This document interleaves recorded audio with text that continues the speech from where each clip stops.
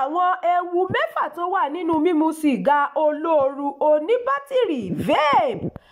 Àjọ WHO ti fi àtẹ̀jáde kan léde tó ṣàfihàn pé èèyàn tó lé ní 100 mílíọ̀nù káàkiri àgbáyé ló mu sìgá tó lo iná ẹ̀lẹ́tíríkì tí mílíọ̀nù 15 nínú wọn sì jẹ́ ọmọdé. Ohun tó jáni láyà jùlọ nínú àtẹ̀jáde náà ni pé ewu ńlá ló wà nínú sìgá ọ̀hún látàrí pé àwọn tó ń polówó rẹ̀ ń polongo rẹ̀ bíi pé kò ní ewu kankan nínú, àmọ́ wọ́n ń ṣàkóbá fún àwọn èèyàn àtàwọn ọmọdé nípa fífa èròjà nicotine sínú. Adarí àjọ WHO Tedros Adhanom Ghebreyesus sì fẹ̀sùn kan àwọn iléeṣẹ́ tó ń ṣe sìgá pé wọ́n mọ̀ọ́mọ̀ fa ojú àwọn ọmọdé mọ́ra láti máa fa sìgá. Ghebreyesus ní àwọn iléeṣẹ́ náà yóò ṣàkóbá fún ìgbìyànjú WHO láti mú ojú àwọn ọ̀dọ́ kúrò lára àwọn oògùn nicotine. Gbogbo ìgbà làwọn iléeṣẹ́ ètò ìlera máa ń kìlọ̀ lòdì sí sìgá mímu, àmọ́ ọ̀pọ̀ àwọn èèyàn ló gbàgbọ́ pé kò sí ewu nínú mímu sìgá tó ń lo iná ẹ̀lẹ́tíríkì. Ó pè mí láti mu sìgá ju vaping lọ. Ọ̀dọ́kùnrin kan tó máa ń mu sìgá méjèèjì sọ nínú ìfọ̀rọ̀wérọ̀ pẹ̀lú iléeṣẹ́ ìròyìn pé ó sàn fún òun láti mu sìgá.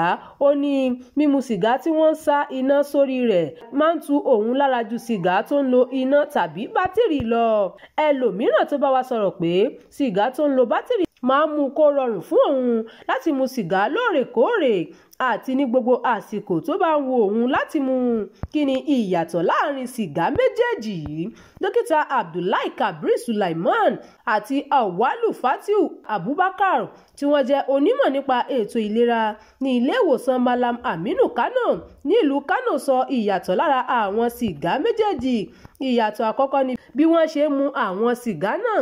Sìgá ayé àtijọ́ nílò kí wọ́n sa iná sí orí rẹ̀ láti fa ewé tó wà nínú rẹ̀, àmọ́ sìgá tó ń lo bátìrì yìí àwọn kẹ́míkà ló wà nínú rẹ̀ tó ń jẹ́ kó yọ èéfín. Awal ní iye ìwọ̀n nicotine tó wà nínú sìgá tó ń lo ẹ̀lẹ́tíríkì pọ̀ ju èyí tó wà nínú sìgá kejì ló mú kí irúfẹ́ sìgá náà léwu fún àgọ́ ara.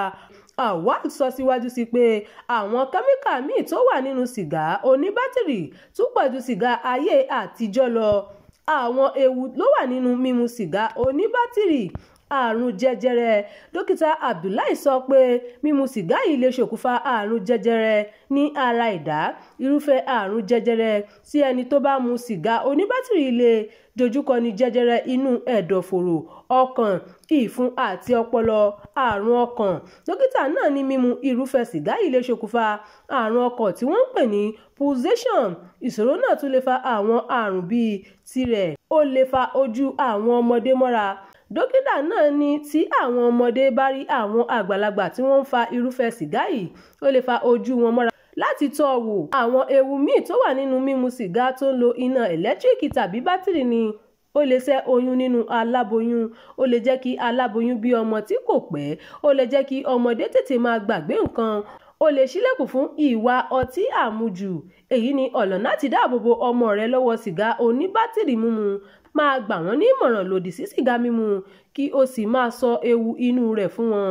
Yà wọ́n sọ́tọ̀ kúrò lára àwọn ọ̀rẹ́ tó mu sìgá. Rí i dájú pé àwọn ọ̀rẹ́ tó yí àwọn ọ̀rẹ́ ká kìí ṣe àwọn tó mu sìgá. Ẹ ṣeun tẹ́ ń tẹ̀lé ìkànnì Jígí Alára, ìkànnì 24 tó fi ìkàlẹ̀ sí ìlú Ìbàdàn, ìpínlẹ̀ Ọ̀yọ́. Ẹ máa bá wa pín ká, ẹ bá wa fi èròǹgbà yín sí abala àríwísí. Abdulkareem Nimot ló ti ń jábọ̀ ìròyìn.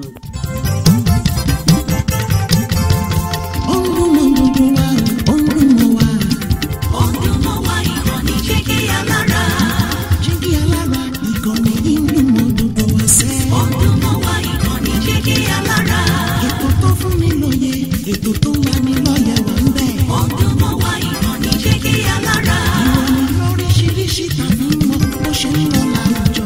Ọdún mọ́ wá ìkànnì Jígí Alára. Ìkànnì Jígí Alára. Jígí Alára. Jígí Alára.